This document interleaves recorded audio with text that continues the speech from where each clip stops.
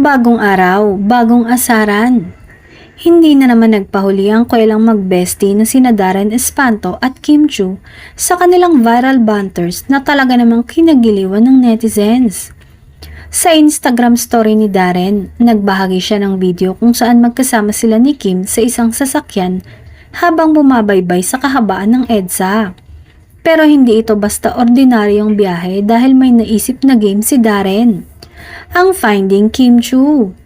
Sainga niya sa caption, "New game, Finding Kim Chiu," habang pinapakita ang kaliwat kanang billboards ng Chinita Princess. At hindi pa doon natapos ang kakulitan.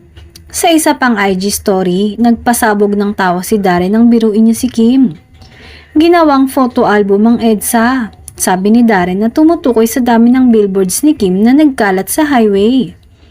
Kahit pa inasar ni Darren, halatang proud naman siya kay Kim habang nakikita ang mukha ng kaibigan sa naglalakihang billboards. Nakakatuwa nga na talagang bongga ang career ni Kim.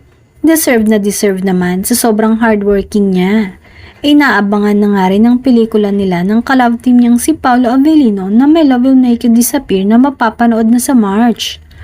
Tunay ngang peak pa rin ang career ni Kim Chiu, mula endorsements hanggang TV appearances.